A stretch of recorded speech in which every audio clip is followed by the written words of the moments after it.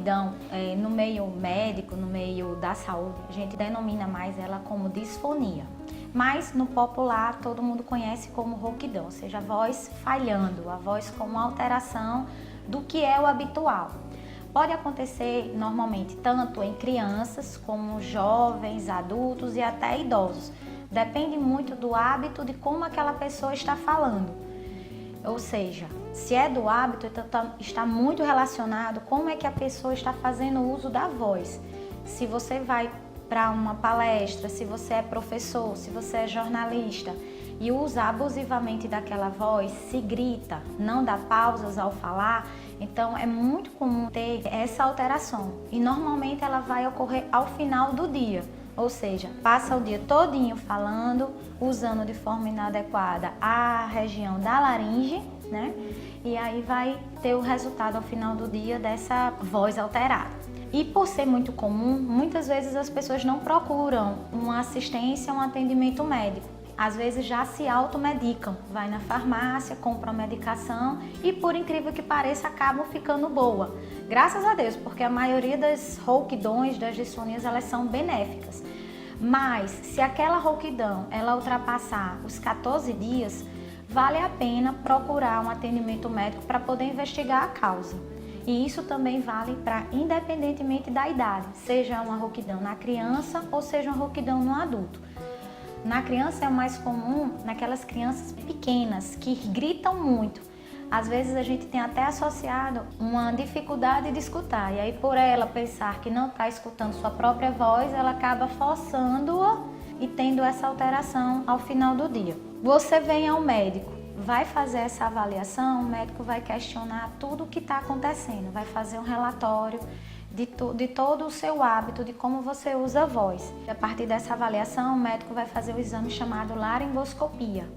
Nesse exame, a gente tem como avaliar bem direitinho a parte das pregas vocais, se elas estão funcionando de forma adequada, se existe uma abertura e fechamento correto, se não existe uma parte que esteja funcionando mais do que outra, se não existe uma tensão maior ou um esforço maior para poder estar falando. Faz um consultório, às vezes utiliza alguma medicação para diminuir o reflexo nauseoso do paciente, para ele não sentir vontade de vomitar na hora do exame. E em questão de 5 minutos, a gente consegue executar esse exame através de manobras, avalia toda a estrutura da laringe, da faringe e vê como é que tá, se tem alguma alteração ou não. Isso tanto em alterações anatômicas, ou seja, lesões que podem ter ali na região, como também alterações do funcionamento. Às vezes a gente tem um nódulo, um pólipo, um cisto ou então algumas doenças mais graves, como até mesmo o câncer, né? Pessoas que fumam, que têm dores na garganta e que têm essa rouquidão por mais de 14 dias, compõem o público-alvo que a gente deve estar mais procurando para poder investigar o motivo dessa falha na voz. E o que é que pode ser feito para poder prevenir a rouquidão? Primeiro, usar adequadamente. Nada de fazer esforço físico. Nada de fazer esforço físico para falar, né? Então, falar pausadamente, dando espaço para que as palavras saiam de forma fácil, sem fazer esforço nessa musculatura externa do pescoço, dar pausas ao falar, beber bastante líquido enquanto estiver trabalhando. Esse recadinho vale principalmente para os professores, né? Os profissionais da voz de um modo geral. Procurar tanto a ajuda do médico quanto a ajuda do profissional fonoaudiólogo, porque é ele também quem vai ajudar no tratamento, caso tenha algum distúrbio da utilização das pregas vocais. Como é bem comum a automedicação, o índice e o consumo de anti-inflamatórios, de corticoide na população é bem significativo. E às vezes a gente acaba tomando essa medicação e não tem noção do efeito adverso que essa medicação pode estar provocando para o organismo. Então vale a pena. Você pode fazer o uso de remédios? Pode, mas sempre com orientação.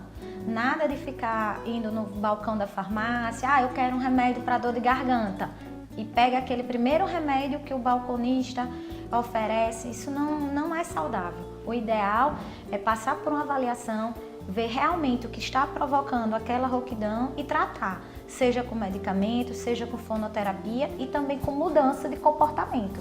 Uma pessoa que não bebe água, que fala muito forte, que está usando abusivamente da voz, sem controle, essas pessoas estão no público que a gente precisa realmente chegar mais perto e precisa tratar. E o tratamento é, às vezes, a proteção do refluxo gastroesofágico, manobras fonoterapêuticas. Realmente é você aprender a falar corretamente. Você sabe até falar, mas falar corretamente é que é o detalhe.